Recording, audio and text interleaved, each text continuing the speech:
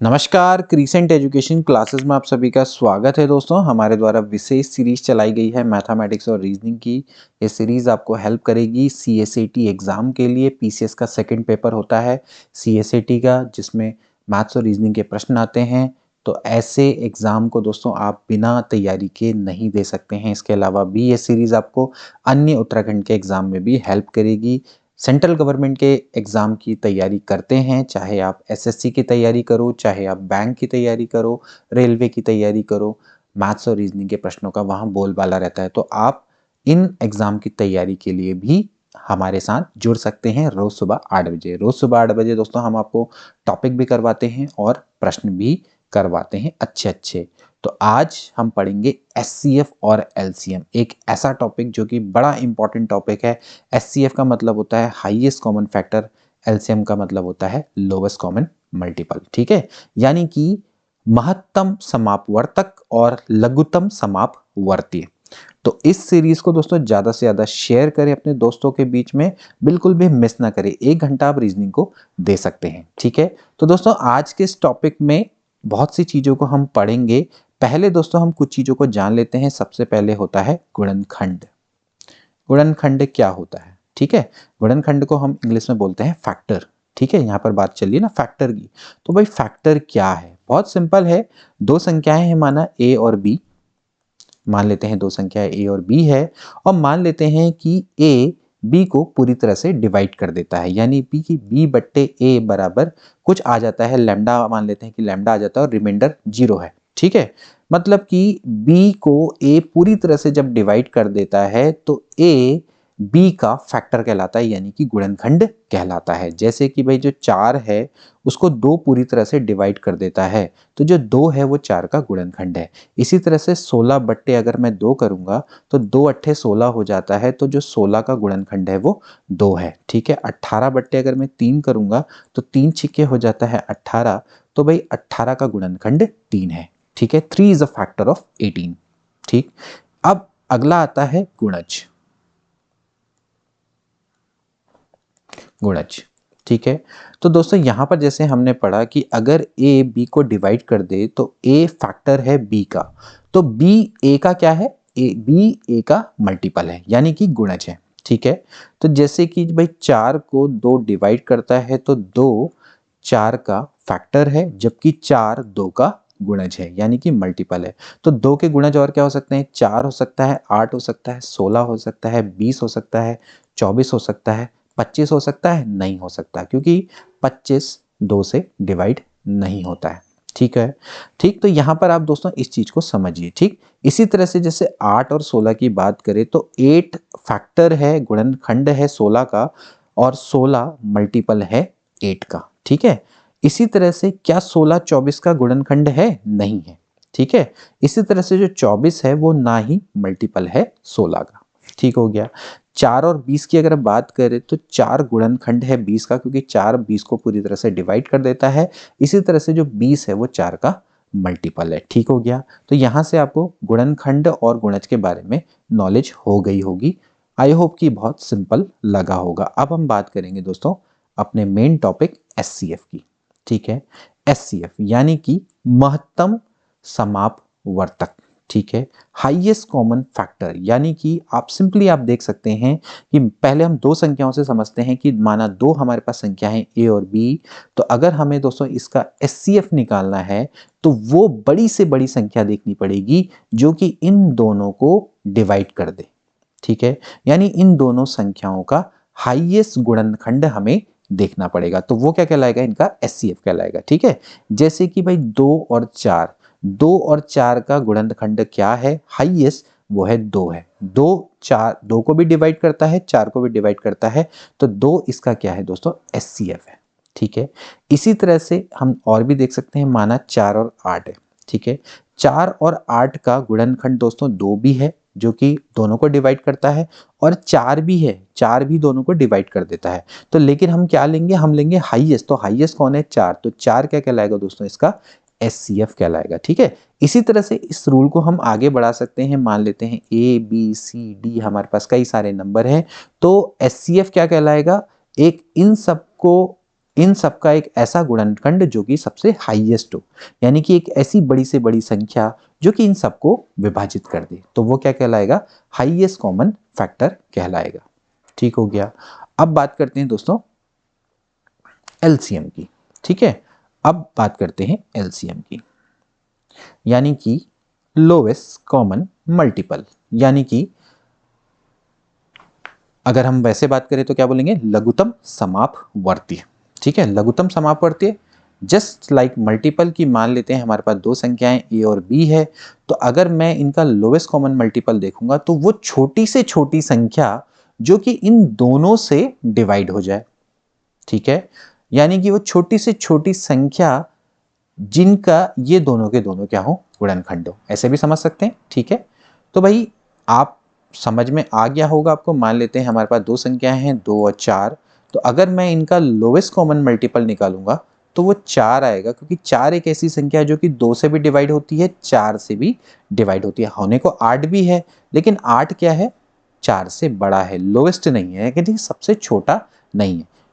8 2 से भी डिवाइड हो जाता है, 4 से भी डिवाइड हो जाता है, लेकिन हमें क्या निकालना है दोस्तों, सबसे छोटा निकालना है। ठीक है, तो ऐसे ही आप दोस्तों 8 देख सकते हैं, 16 देख सकते हैं, तो इन दोनों का लोएस्ट कॉमन मल्टीपल क्या होगा दोस्तों, 16 होगा, क्योंकि 8 भी 16 को डिवाइड करता है, 16 भी 16 को डिवाइड करता है, हालांकि 32 को भी ये दोनों डिवाइड करते हैं, और इसके अलावा देखा जाए तो 80 को भी ये दोनों डिवाइड करते हैं, और आगे कई होंगे, लेकिन हमें क्या होता है, सबसे छोटा वाला देखना होता है, लोएस्ट कॉमन मल्टीपल इसको बोला जाता है। ठीक है, ऐसे ही दोस्तों हम इसको एक्सटेंड कर सकते हैं। मान लेते हैं हमारे पास A B C D E F कई सारी संख्याएं हैं, तो हमें वो छोटी से छोटी संख्या ढूंढनी पड़ेगी जो कि इन सभी से विभाजित हो जाती है, तो उसको क्या बोलेंगे, लोएस्ट कॉमन मल्टीपल बोलेंगे। ठीक है, अब दोस्तों एक महत्वपूर्ण रूल, एक नियम जो कि आपने याद रखना है। ठीक है, इस नियम को आप अपनी कॉपी में लिख लीजिएगा। सबसे पहले मान लेते हैं हमारे पास दो संख्या है ए और बी, तो ए और बी का दोस्तों अगर जो गुणनफल होता है वो इनके एलसीएम और एचसीएफ के गुणनफल के बराबर होता है। ठीक है, बहुत इंपॉर्टेंट रूल है जो आप याद करेंगे कि मान लेते हैं हमारे पास दो संख्याएं हैं, कोई भी दो संख्याएं हो सकती हैं, मान लेते हैं, चलिए कोई भी ले लेते हैं, मान लेते हैं 8 और मैं 16 ले लेता हूं। ठीक है, अब इन दोनों का जो गुणनफल होगा, ठीक है, यानी कि 16 को जब आप 8 से मल्टीप्लाई करेंगे तो चले कितना आता है, 16 को 8 से मल्टीप्लाई में 8 छिके होता है 48, 4 8 एकम 8 और 4 12, 128 आता है। ठीक है, तो आप सबसे पहले इन दोनों का जरा मौसोपो निकालिए, इन दोनों का अगर आप एचसीएफ निकालेंगे तो वो हाईएस्ट कॉमन फैक्टर क्या आएगा दोस्तों, 8 आएगा। ठीक है, और जो लोवेस्ट कॉमन मल्टीपल है जो कि इन दोनों से डिवाइड हो जाता तो वो क्या आएगा, 16 आएगा।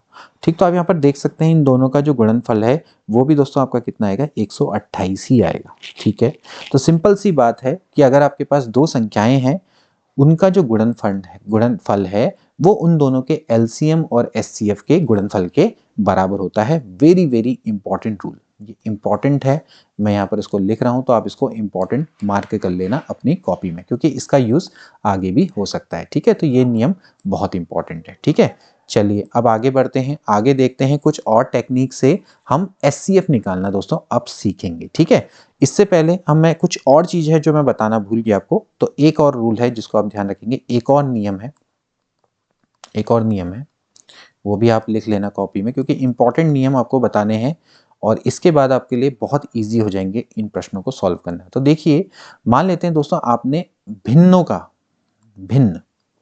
भिन्नों का आपने एचसीएफ निकालना है। ठीक है, भिन्नों का एचसीएफ कैसे निकालेंगे, भिन्न का मतलब समझते हैं ना, यानी कि जो p बट्टे q की फॉर्म में आपके पास भिन्न है, जैसे कि 1/2 3/4 इस टाइप की भिन्न है ना, इसका आपको एचसीएफ निकालना है, तो आप कैसे निकालेंगे। ठीक है, इसका रूल आपका क्या है दोस्तों, ये क्या कहलाता है, अंश कहलाता है, ये कहलाता है हर। ठीक है, न्यूमरेटर और डिनोमिनेटर। ठीक है, तो आपने जब भिन्नों का एचसीएफ निकालना है तो आपने क्या करना होगा दोस्तों, जो अंश है यानी ऊपर वाला है, ऊपर वाले का आपने एचसीएफ निकालना है। ठीक है, बट्टे नीचे का आपने क्या निकालना है, एलसीएम, हर का एलसीएम। रूल बिल्कुल लिख लेंगे कॉपी में, भूलेंगे नहीं, इस पर बेस्ड अभी क्वेश्चन कराएंगे। भिन्नों का जो एचसीएफ होता है वो अंश का एचसीएफ बट्टे हर का एलसीएम। ठीक है, ऐसे ही आप क्या कर सकते हैं, भिन्नों का एलसीएम निकाल सकते हैं। एलसीएम। तो वो क्या होगा, वो बिल्कुल यही रूल होगा, अंश का एलसीएम निकालेंगे, अंश का एलसीएम और नीचे हर का एचसीएफ। और इसी पर आधारित अभी बीच में एक प्रश्न आया था वन क्षेत्राधिकारी परीक्षा में, ठीक है, अभी उसको भी करवाएंगे, लेकिन पहले आप ये नियम को बिल्कुल अच्छे से याद कर लीजिए, ठीक है। ये दो नियम है, बिल्कुल आपको बहुत अच्छे से याद करने हैं। मैं जानता हूं कई लोगों को ये नियम आता ही नहीं होगा, इस बात की मैं गारंटी दे सकता हूं, ठीक है, लेकिन चलिए फिर भी अब दोस्तों कुछ प्रश्न करते हैं, उस प्रश्न के बाद फिर आपको धीरे धीरे हम टॉपिक को अच्छे से समझाते हुए चले जाएंगे, ठीक है। सबसे पहले देखिए, आपको निकालना है 368 और 437 का एचसीएफ, ठीक है, यानी कि महत्तम समापवर्तक कैसे निकालेंगे, ठीक है।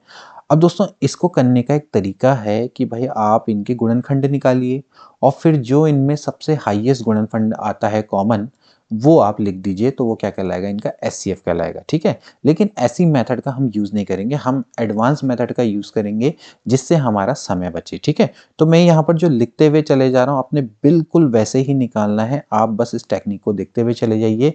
368 से मैं डिवाइड करूंगा 437 को, ठीक हो गया, और बस इसी रूल के अकॉर्डिंग आप करते हुए चलेंगे। तो 368 एकम होता है 368, ठीक है, माइनस करेंगे 7 में से 17 में से 8 गया, बचेगा 9, और यहाँ पर बच जाएगा 12, 12 में से 6 गया 6, ठीक है।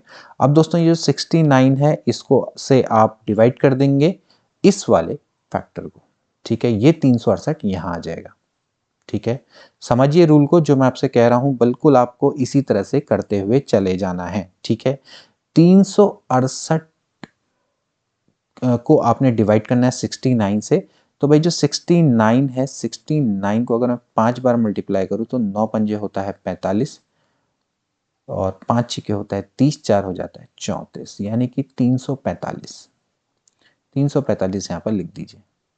अब 8 में से 5 जाता है 3, 6 में से 4 जाता है 2, ठीक हो गया। अब यहाँ पर दोस्तों क्या आ गया 23, अब 23 को से आप डिवाइड करेंगे 69 को, रूल समझ रहे हैं ना, यहाँ पर जो रिमाइंडर आता चला जाता है उससे आपने इसको डिवाइड करते हुए चले जाना है, ठीक है, जिससे आप डिवाइड कर रहे हैं उससे आप डिवाइड करते हुए चले जाओ, रूल यही है, ठीक है। तो बस आप इसको डिवाइड करते हुए चले जाओ, ठीक। तो क्या हो जाएगा दोस्तों, यहाँ पर 23 से आप 69 को डिवाइड करेंगे, ठीक है। तो यहाँ पर आप देख सकते हैं कि जो 23 तियां होता है वो 69 होता है, तो ये पूरा का पूरा कैंसिल आउट हो जाता है। तो यहाँ से दोस्तों आपका जो 23 है, यानी कि ये वाला जो टर्म है, यही दोस्तों आपका एचसीएफ हो जाता है। तो एचसीएफ की वैल्यू कितनी आ जाएगी, 23 आ जाएगी, ठीक है। बहुत इंपॉर्टेंट रूल है, समझ जाइए, ठीक है। एक प्रश्न और बताता हूं, क्लियर हो जाएगा। देखिए 84 और 126, ठीक है, पहले मैं 2 के लिए बताता हूं, फिर 3 के लिए बताते हुए चले जाऊंगा, इसी में 3 वाला भी कर लेंगे, ठीक है। तो देखिए पहले आपको 2 का करना है, तो 84 126 है, कैसे निकालेंगे, 84 वंजा होता है 84, 84 कम 84, क्योंकि 2 बार तो जाएगा नहीं, यहाँ पर कितना बचेगा, 2 बचेगा, 12 में से 8 गया, कितना बचता है 4, ठीक है, कोई दिक्कत नहीं है। अब यहाँ पर दोस्तों आप 42 से डिवाइड करेंगे इसको 84 को, ठीक है, तो 42 दूनी हो जाता है 84, ठीक हो गया। तो यहां से इसका मतलब ये है दोस्तों कि जो 84 है यानी कि 84 है, ये आपका एचसीएफ है,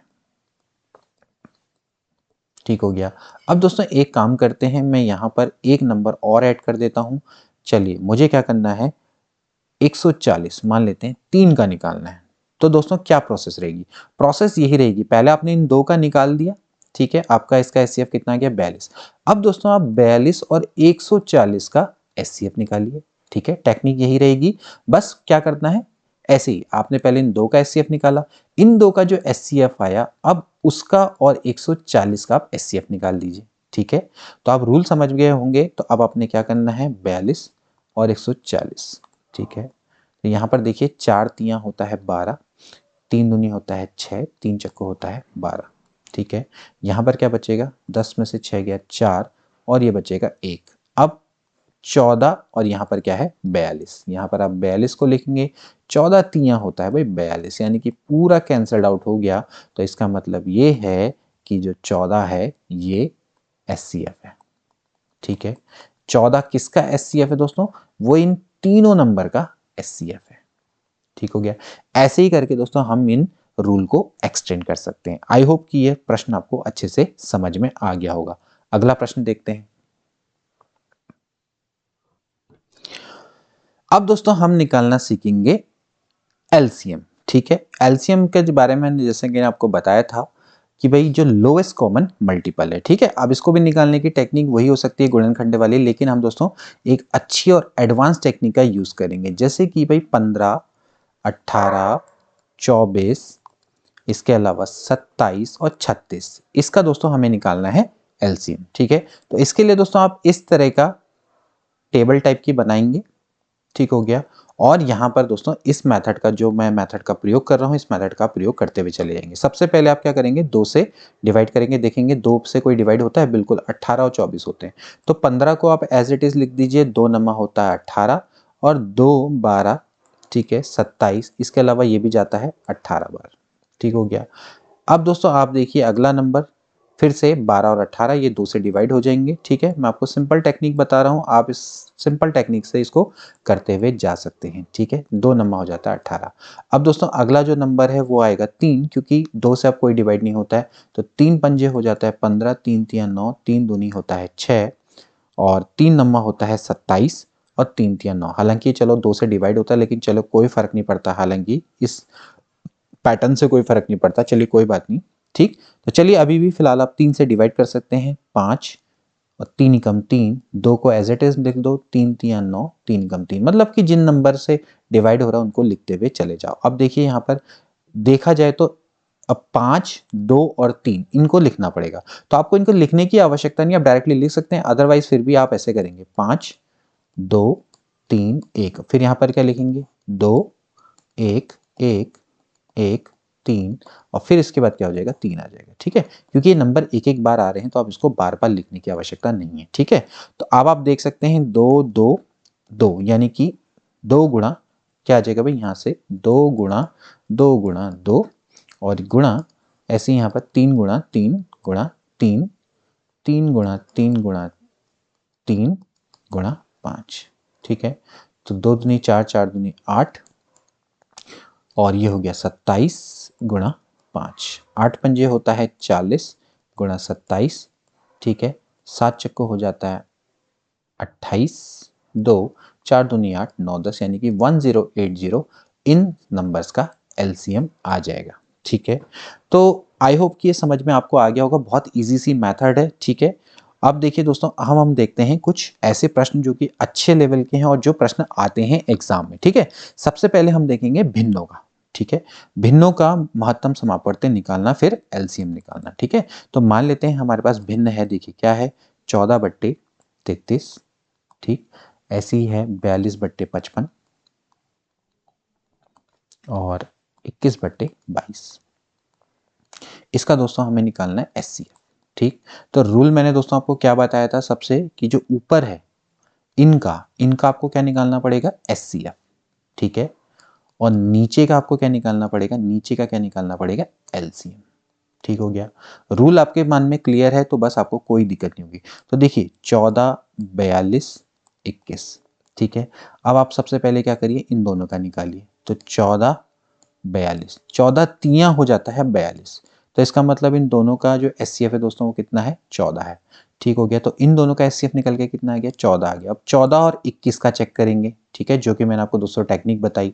ठीक है, तो 14 और 21 ठीक हो गया, पहली बार में डिवाइड हो गया, कोई दिक्कत नहीं है, 14 तियां 42, तो इसका मतलब कि 14 और 42 को हाईएस्ट जो नंबर डिवाइड करता है वो 14 करता है। ठीक है, अब देखिए 14 एकम कितना होता है 14, कितना बचेगा दोस्तों 7, है ना, यहाँ पर कितना बचेगा 7 बचेगा। अब 7 को यहाँ पर लिख देंगे, 14 को यहाँ लिख देंगे, जैसे कि मैंने आपको टेक्निक बताई। 7 दूनी कितना होता है 14 होता है, यानी कि 7 से डिवाइड हो गया, तो इसका मतलब ये है कि 7 इनका एचसीएफ है। तो यहाँ पर हम 7 लिख दें, ये 7 हो गया। अब हमें क्या निकालना है दोस्तों, नीचे वालों का क्या निकालना है, एलसीएम निकालना है। ठीक है, तो चलो नीचे वालों का एलसीएम निकाल के देख लेते हैं। 33 55 और 22। कैसे लिखेंगे? ऐसे लिखेंगे, ठीक है। सबसे पहले आप देखिए कोई नंबर जो सुटेबल लगता है 11 से डिवाइड कर दो, क्रम इसमें कोई डिपेंड नहीं करता, ये हो गया, ठीक है। अब दोस्तों आपको पहले यहाँ पर 3 से करना पड़ेगा, 5 से, 2 से, तो आपको ये लिखने की आवश्यकता नहीं है, सीधे लिख लीजिए 11 गुणा 3 गुणा 5 गुणा 2, ठीक है। 5 दूनी हो जाता है 10, 11 3 हो जाता है 33, यानी कि 330। तो बट्टे में आप क्या लिख देंगे? 330, ठीक हो गया। तो 7 बट्टे 330, ठीक हो गया। 7 बट्टे 330, ये इन भिन्नों का क्या आ जाएगा भाई? एचसीएफ आ जाएगा, ठीक हो गया। आई होप कि आपको एक क्वेश्चन समझ में आ गया होगा, और यही प्रश्न दोस्तों आया था वन क्षेत्राधिकारी परीक्षा में। चलिए एक प्रश्न और देखते हैं, आपको बहुत अच्छे से क्लियर हो जाएगा, ठीक है। नीली पेन का ही प्रयोग कर लेते हैं। चलिए 11 बट्टे है 14 और 55 बट्टे है 42, 33 बट्टे 35 और 44 बट्टे 65। इसका आपको निकालना है एलसीएम, ठीक हो गया। तो भाई एलसीएम का क्या रूल है? ऊपर निकालना है एलसीएम, नीचे निकालना है एचसीएफ। तो क्या रूल है? एलसीएम बट्टे एचसीएफ, ठीक हो गया। रूल जहां से याद हो गया तो बस कुछ दिक्कत नहीं है। तो सबसे पहले ऊपर वालों का क्या निकालो दोस्तों? एलसीएम निकालो। 11, 55, 33, 44, ठीक हो गया। अब आप इसका निकाल लीजिए। सबसे पहले 11 से डिवाइड कर लो, सबसे इजी वही रहता है। 11 एकम होता है 11, 11 पंजे 55, 11 तिया 33 और 11 चक्को हो जाता है 44, ठीक है। अब दोस्तों आप जब डिवाइड करेंगे तो आप क्या हो जाएगा भाई? 11 कम 11 पंजे थी। अब देखिए यहाँ पर आप 5 से करेंगे, 3 से करेंगे, 4 से करेंगे, तो इसका मतलब यह है कि आप सीधे कर लीजिए 11 गुणा 5 गुणा 3 गुणा 4, ठीक हो गया। 11 पंजे हो जाता है 55, 4 तिया हो जाता है 12, 55 गुणा 12, 12 पंजे होता है 60, 6 12 पंजे हो जाता है 60 और 60 6 हो जाता है 66, ठीक है। तो भाई कितना आ जाएगा? ऊपर तो आ जाएगा भाई 660, ठीक हो गया। नीचे क्या करना है? एचसीएफ लेना है, ठीक। तो दोस्तों अब आप इसका एचसीएफ लीजिए, ठीक। तो चलिए चेक करते हैं। सबसे पहले 14, 14, 42, 35 और 65, ठीक हो गया। आई होप ये टॉपिक आपको समझ में आ रहा होगा। सबसे पहले दोस्तों इनका लेंगे। देखिए 14 से 42 पूरी तरह से डिवाइड हो जाता है, तो इसका मतलब है कि इन दोनों का मौसोपो कितना आएगा दोस्तों? 14 आएगा, ठीक है। देखिए दोस्तों आपको बार बार वो चेंज करने की जरूरत नहीं है, बस हमको धीरे धीरे धीरे धीरे करके प्रैक्टिस करके इनको जल्दी से खत्म करना है। अब आप देखिए 14 और 35, अब इन दोनों का तो कितना आ गया दोस्तों? 14 आ गया। अब 14 और 35 को देखेंगे तो चलो इनका हमें पता नहीं है, तो क्या करेंगे? 14 बट्टे 35 कर लेंगे, देख लेते हैं। भाई वैसे देखा जाए तो कायदे से 7 हो जाता, लेकिन चलिए फिर भी आपकी सिंप्लिसिटी के लिए, मतलब मैं फिर भी इसको मैं एज इट इज लिख लेता हूँ, ठीक है। तो अब आप देखिए क्या होता है। चलिए मैं यहाँ पर से इसको लिख लेता हूँ, एक बार देख लेते हैं दोस्तों। यहाँ पर ये 63 है, ठीक है। इसको मैं सही कर लेता हूँ, ये 63 है, ठीक है। ये 63 है, ठीक। चलिए अब देखिए यहाँ पर से क्या हो जाएगा? 14 ही कम हो जाएगा, 14, 14 दूनी होता है 28, तो 14 दूनी 28 कर देंगे, ठीक है। 15 में से 8 गया 7 बच जाएगा, ठीक है। और यहाँ पर अगर हम देखें तो 7 दूनी हो जाता है 14। तो आप क्लियरली देख सकते हैं कि इन दोनों का, अब इन दोनों का जो एचसीएफ आया वो 7 आ गया। अब 7 और 63 को देखते हैं, ठीक है। 7 नम्मा होता है 63, साफ साफ दिख रहा है कि 7 क्या कर रहा है? 63 को डिवाइड कर रहा है। इसका मतलब जो 7 है दोस्तों वो क्या है? 63 का हाईएस्ट गुणनखंड है, ठीक हो गया। तो भाई यानी कि 7 इन सब का क्या आ गया दोस्तों? ये आ गया मौसोपो, ठीक है। एक एक करके आपको इस तरह से निकालते हुए चले जाना है, क्योंकि आप ऐसे लिखे हैं 7 नमा 63, ये तो इसका मतलब ये है कि 7 से भाई 63 पूरी तरह से डिवाइड हो गया, तो भाई इसका मतलब ये है कि 7 क्या है? उसका हाईएस्ट कॉमन फैक्टर है इन दोनों में से। 7 7 को भी डिवाइड करेगा, 63 को भी करेगा। तो यहाँ पर नीचे क्या लिख देंगे दोस्तों? यहाँ पर लिख देंगे 7, ये। तो इन भिन्नों का एलसीएम क्या निकल के आया? वो आया 660 बट्टे 7, ठीक हो गया। तो ऐसे ऐसे प्रश्न दोस्तों आपके पास आएंगे। अब कुछ और प्रश्न देखते हैं। अब देखिए दोस्तों कुछ जो प्रश्न हैं जो कि ऑलरेडी परीक्षा में आ चुके हैं। देखिए ये प्रश्न आया था एसएससी परीक्षा में 96, 528 और 2160, इसके अलावा 3520 को आपको दोस्तों इसका निकालना है अपने SCF।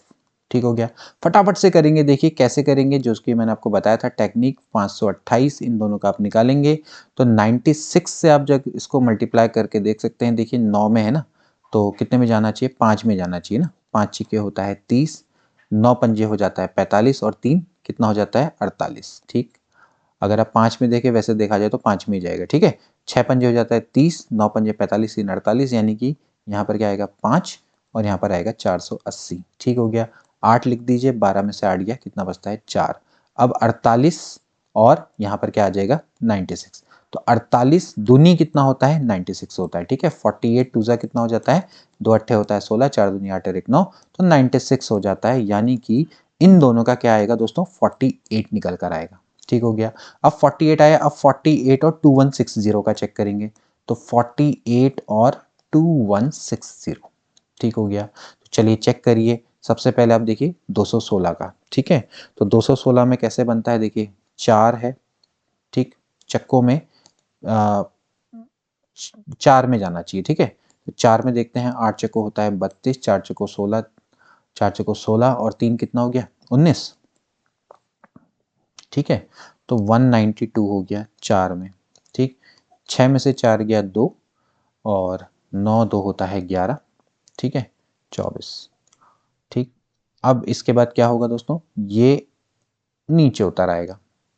ठीक है, सॉरी, हाँ अभी सॉरी सॉरी हमने इसको डिवाइड ही नहीं किया ना। हाँ ठीक है ठीक है, तो यहाँ पर कितना हो जाएगा 48 24। हाँ, अभी हमने इसको डिवाइड नहीं किया ना, 4 में गया 240। रुकिए एक सेकेंड, एक सेकेंड, मैंने इसको थोड़ा सा मैंने वो कर दिया। ठीक है, अब आप इसको दोस्तों डिवाइड करेंगे ना थोड़ा सा, अभी आप इसको 24 से, अभी 24 से नहीं, अभी क्या होगा ये 240 होगा, एक बार इसको और डिवाइड करना पड़ेगा ना। ठीक है, तब जाके हो पाएगा ये। तो चलिए इसको डिवाइड करिए, ये हो जाएगा भाई 48।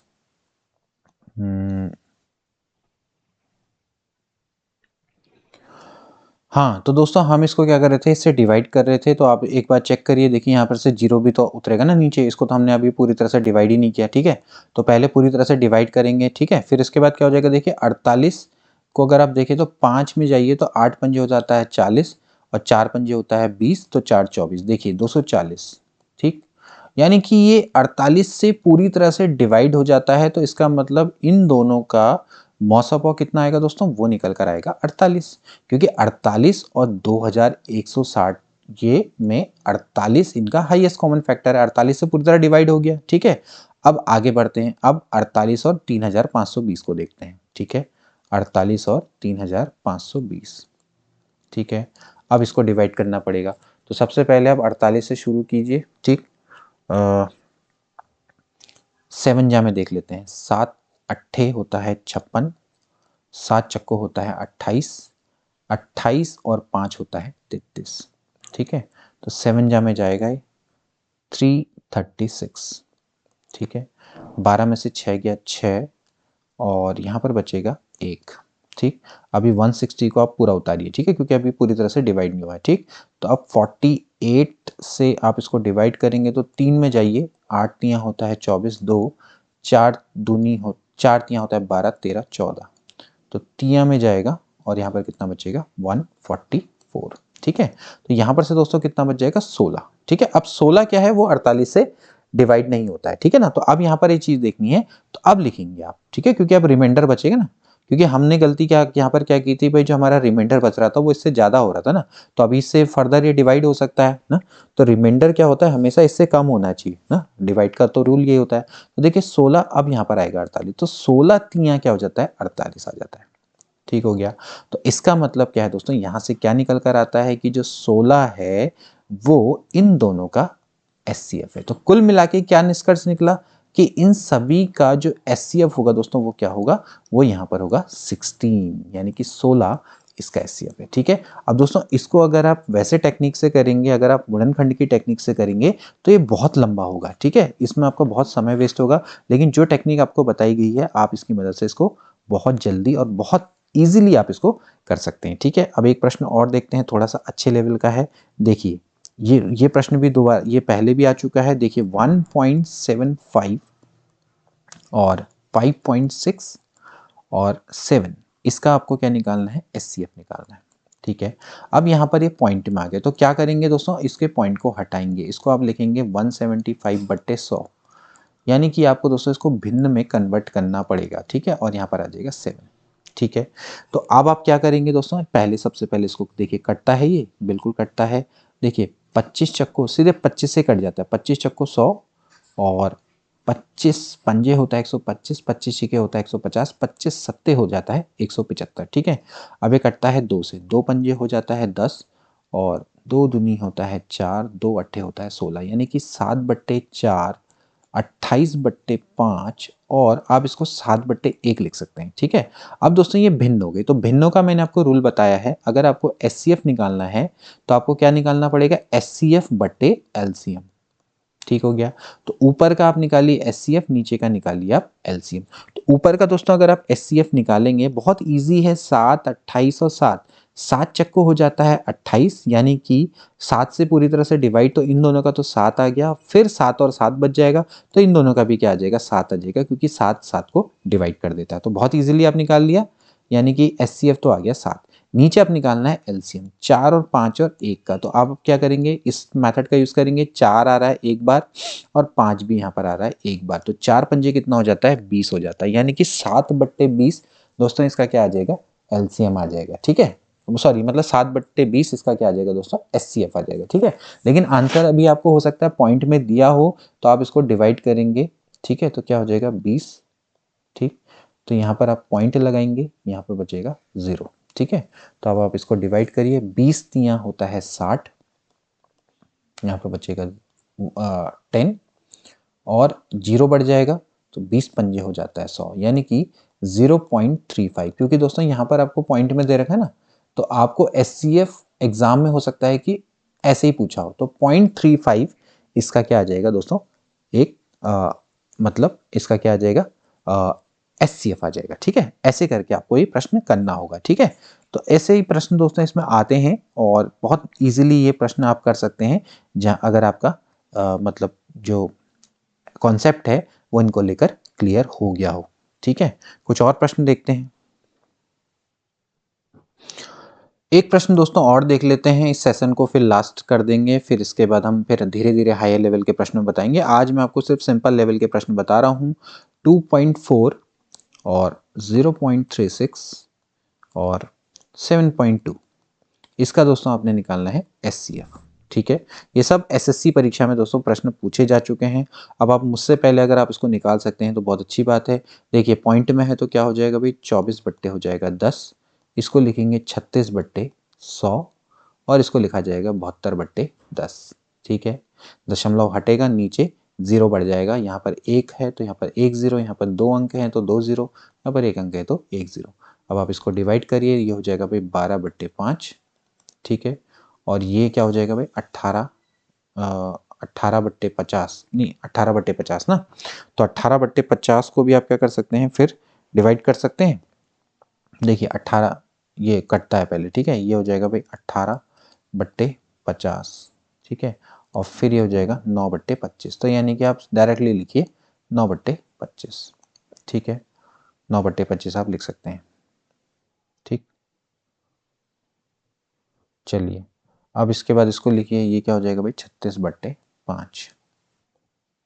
ठीक है, यहाँ पर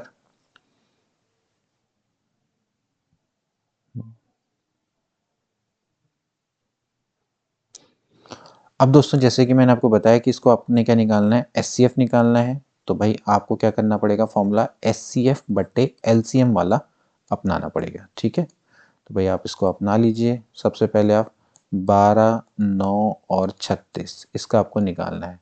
ठीक है, तो यहाँ पर आप देख सकते हैं, पहले 9 और 12 का निकालिए, तो आप क्या करेंगे, 9 से 12 को डिवाइड करेंगे, 9 एकम होता है 9 और 3 बच जाता है, और यहाँ पर बच जाता है 9, क्योंकि यहाँ पर 3 बचेगा तो 9 को डिवाइड करेंगे तो 3 तियां हो जाता है 9। इसका मतलब 3 इन दोनों का क्या है दोस्तों, एचसीएफ है। ठीक है, और 3 और 36 का अगर आप देखें तो 3 36 को पूरी तरह से डिवाइड कर देता है, तो कुल मिला के जो एचसीएफ है वो दोस्तों क्या आ जाएगा, 3 आ जाएगा। ठीक है, अब बट्टे आपको क्या निकालना है, एलसीएम निकालना है, तो 5, 25 और फिर से यहाँ पर 5 है, तो आप देख सकते हैं 5, 25, 5 इनका लोएस्ट कॉमन मल्टीपल निकालना है तो 5 इक्कम हो जाता है 5, 5 पंजे होता है 25, 5 इक्कम 5 और फिर से 5 करेंगे तो 5 पंजे कितना हो जाएगा 25 हो जाएगा। ठीक है, तो 3/25 इनका दोस्तों एचसीएफ निकल कर आता है, लेकिन आप इसको भिन्न के फॉर्म में लिख सकते हैं, मतलब कि पॉइंट की फॉर्म में। ठीक है, पॉइंट लग जाएगा, 0 बढ़ जाएगा, 25 इक्कम हो जाता है 25, 5 और फिर 25 दूनी हो जाता है 50, यानी कि 0.12 इज अ राइट आंसर, यानी कि एचसीएफ इसका 0.12 आ जाएगा। ठीक, तो दोस्तों आज के सेशन में इतना ही। आई होप कि आपको एचसीएफ और एलसीएम निकालना आ गया होगा। और आज तो बस हमने आपको बेसिक बताया है, लेकिन ये बेसिक भी बहुत इंपॉर्टेंट है। आपका आज का जो पढ़ा हुआ प्रश्न, मतलब जितना भी आपने सीखा, इससे आप दोस्तों एचसीएफ और एलसीएम निकालना तो सीख ही लेंगे। और देखिए अभी जो भिन्न वाला जो एलसीएम है, एचसीएफ वाला प्रश्न है, ये अभी हाल में ही वन क्षेत्राधिकारी परीक्षा में पूछा गया था। ठीक है, तो ऐसे ही प्रश्न दोस्तों सीएसएटी परीक्षा में भी आते हैं और डायरेक्टली आपसे पूछा जा सकता है कि आप इसका एचसीएफ और एलसीएम निकालिए। ज़्यादातर भिन्नों वाले ही आते हैं प्रश्न। ठीक है, तो ऐसे ही प्रश्नों की प्रैक्टिस करते रहिए और रोज सुबह 8 बजे हमारे साथ जुड़ जाइए। मिलते हैं अगली वीडियो में। Till then take care and good bye.